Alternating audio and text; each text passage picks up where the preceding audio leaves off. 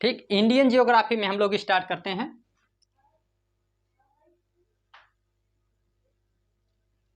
Indian geography का मतलब होता है भारत का भूगोल। ठीक, इंडिया जो है ये आपका, ये इंडिया आपका जो है ये रहता है, ये आपका ग्लोब है। और इस ग्लोब यानी अर्थ इसे हम लोग कहेंगे। तो इसमें जो है हम देखेंगे तो यहाँ पे क्या होता है कि 4 इसमें हेमिस्फेयर होते हैं, 4 इसमें गोलार्ध होते हैं। ठीक है, यहाँ पे हम देखेंगे तो जो ऊपर का क्षेत्र रहता है इसे हम लोग कहते हैं नॉर्दर्न हेमिस्फेयर या उत्तरी गोलार्ध। ठीक है, उत्तरी गोलार्ध कहेंगे इसे। और इसे जो निचला हिस्सा इसका होता है इसे सदर्न हेमिस्फेयर या फिर दक्षिणी गोलार्ध कहते हैं।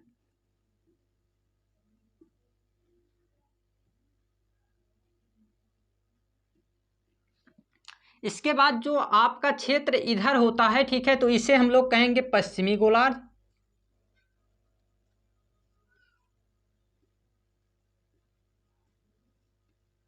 और ये आपका रहेगा पूर्वी गोलार्ध। ठीक है, ये आपका पश्चिमी गोलार्ध और ये आपका है पूर्वी गोलार्ध।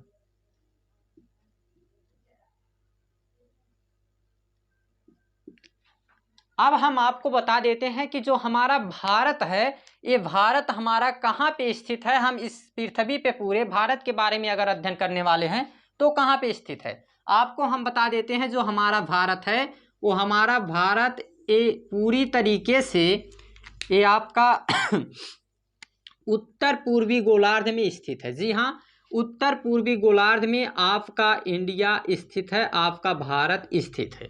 ठीक, अभी हम इसके बारे में कैसे कह रहे हैं, क्या इसके प्रमाण हैं, तो सब कुछ हम देखने वाले हैं। लेकिन ये अभी क्या है कि ये आपका जनरल इंट्रोडक्शन के बारे में थोड़ा सा है भारत के बारे में, तो इसलिए थोड़ी थोड़ी बातें आप लोग सीखते हुए चलेंगे यहाँ से। तो सबसे पहले हम आपको यहाँ बता देते हैं कि हम लोग क्या जो है यहाँ पे स्टार्ट करने वाले हैं। तो सबसे पहले इसका नामकरण के बारे में जानेंगे, इसके बाद जो है इसका पूरा जो है विस्तार, आकार, स्थिति सब कुछ जानेंगे। तो सबसे पहले बात कर लेते हैं भारत के नामकरण के बारे में। जो इंडिया बार बार लिख रहे हैं, भारत हम बार बार कह रहे हैं, आखिर इसके नामकरण के बारे में सबसे पहले हम लोग यहाँ पे डिस्कस कर लेते हैं। इसके बाद देखेंगे तो इसी में कवर करेंगे, या फिर जो है इंट्रोडक्शन का क्लास थोड़ा सा छोटा रखने के कारण हम जो है इसे क्या करेंगे कि अगले क्लास से हम इसके जो है आकार और स्थिति पे जो है बात करेंगे। तो सबसे पहले हम बात कर लेते हैं इसका नामकरण। ठीक है, भारत का नामकरण।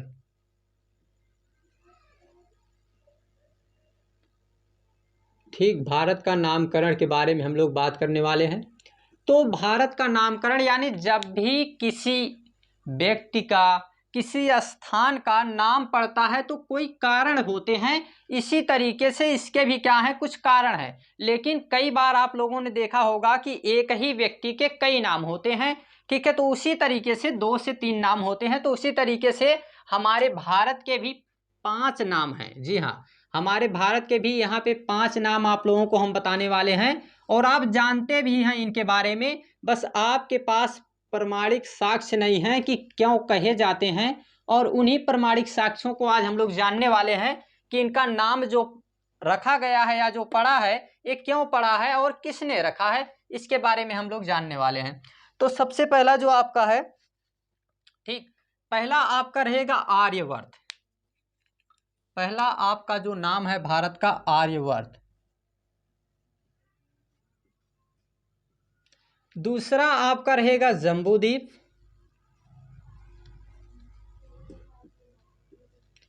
तीसरा आपका रहेगा हिंदुस्तान।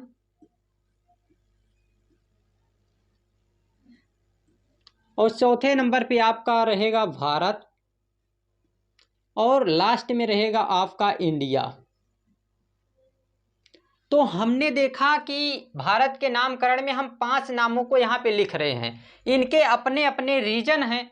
तो इस रीजन को हम लोग देखेंगे क्या कारण इसके रहे हैं कि ये नाम जो है भारत का पड़ा हुआ है। तो सबसे पहले हम इसमें देखेंगे आर्यवर्त के बारे में। आर्य आप लोगों को हम थोड़ा सा एक जो है कहानी के रूप में बताते हैं पहले, कि कई लोग जो है आप देखेंगे जब इतिहास आप पढ़ेंगे तो वहाँ पर आर्यों को विदेशी माना गया है कि सिंधु घाटी सभ्यता के बाद ये आए हैं और ये क्या है, विदेशी हैं। लेकिन जब हम लोग भूगोल में यहाँ पे देखेंगे भारत के नामकरण के बारे में, तो हम यहाँ पे देखेंगे कि आर्यों को क्या माना गया है, आर्यों का यहीं का निवासी माना गया है और इन्हें जो है माना गया है कि ये क्या है कि यहीं के निवासी हैं। तो आर्यों का निवास स्थान होने के कारण यहाँ पे जो आपके सिंधु घाटी सभ्यता के बाद सबसे ज्यादा आर्यों का निवास स्थान होने के कारण इसे जो है कहा गया है आर्यवर्त।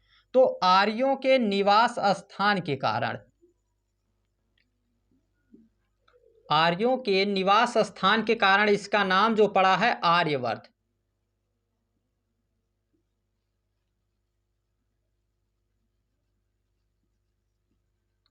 इसके बाद जो है हम लोग देखेंगे तो ये रहा आपका एक छोटा सा कारण है कि आर्यों का यहाँ पे निवास स्थान था, इसी कारण से जो है इसे आर्यवर्त नाम दिया गया है, हमारे भारत को आर्यवर्त कहा गया है। इसके बाद जो आपका दूसरा आता है जिसे हम लोग जानते हैं जम्बूद्वीप के नाम से। जम्बूद्वीप का नाम, आखिर जम्बूद्वीप नाम भारत का क्यों पड़ा, तो इसके बारे में हम लोग जानेंगे। तो जम्बूद्वीप जो है ये जो है आप लोगों का इसका जो प्रमाणिक उल्लेख मिलता है वो जैन धर्म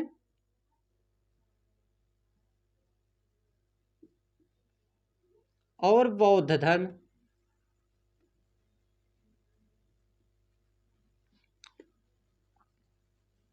जैन धर्म और बौद्ध धर्म भारत को जम्बूद्वीप मानता है या जम्बूद्वीप नाम स्वीकार करता है या जो है इसके कही गई बातों को जो है पुष्टि करता है। यानी ये जो दो ऐसे ग्रंथ हैं आपके, एक जैन धर्म एक बौद्ध धर्म, जिसमें ये दिया गया है कि ये लिखा गया है कि जो है क्या भारत का नाम जम्बूद्वीप भी रहा है। इसके बाद हम लोग बात कर लेते हैं जो तीसरा आपका आता है जिसे हम लोग जानते हैं हिंदुस्तान के नाम से।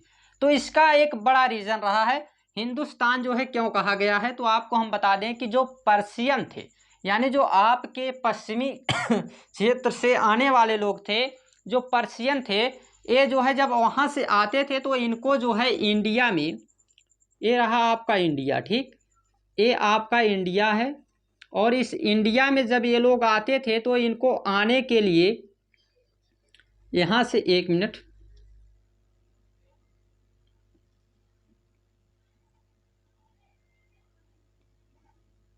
थोड़ी सी इधर सही बन नहीं रहा है तो कोई बात नहीं है।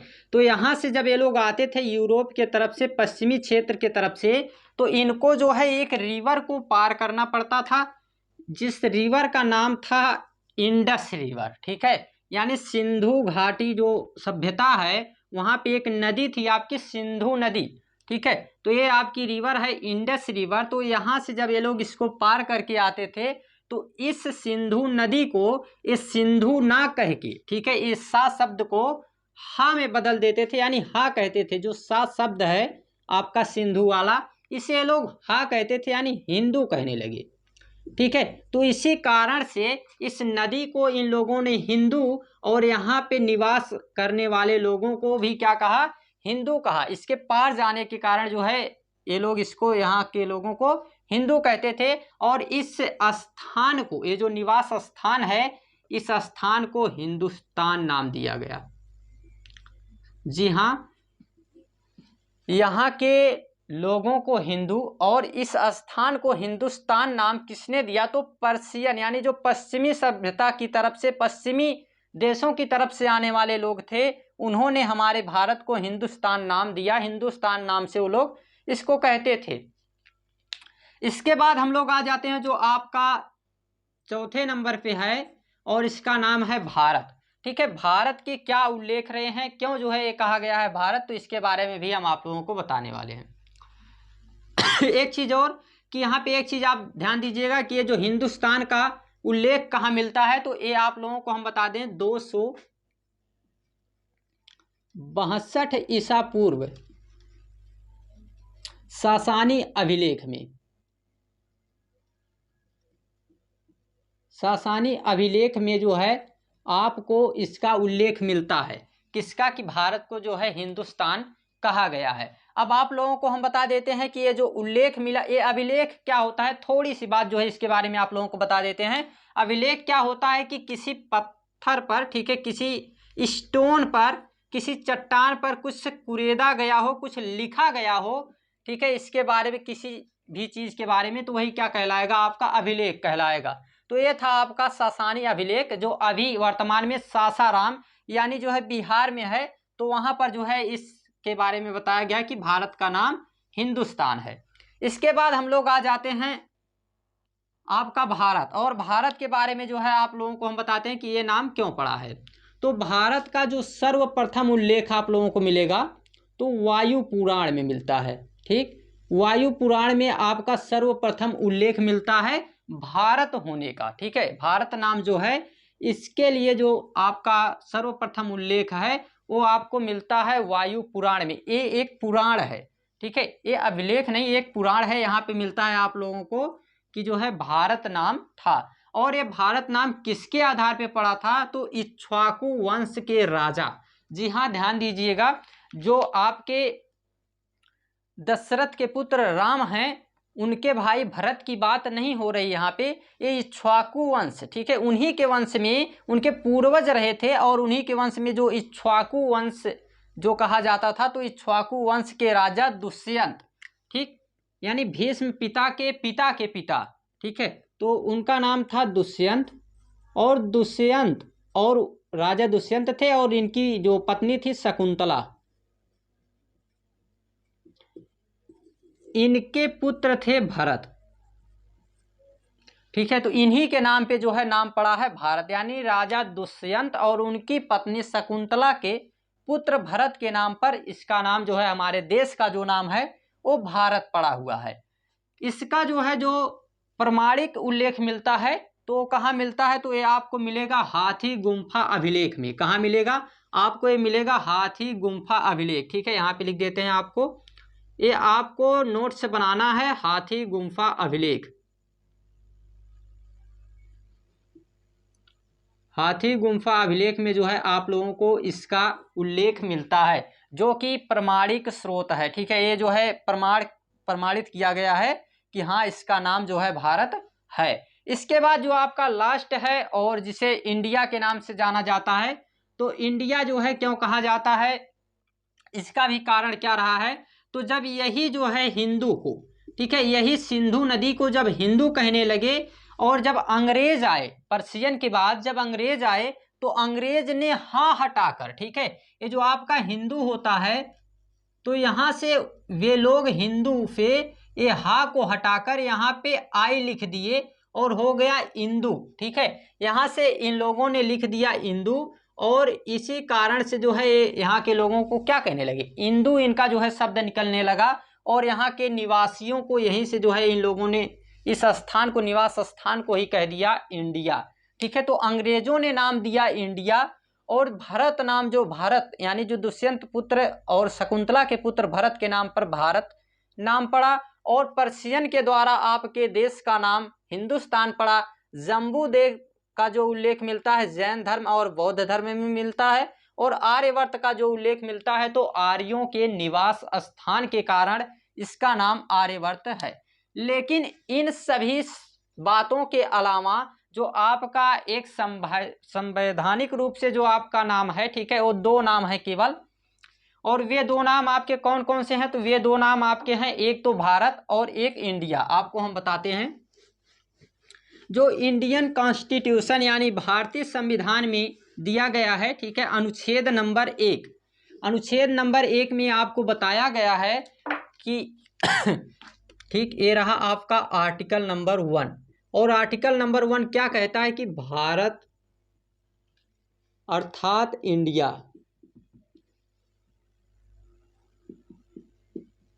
राज्यों का संघ है।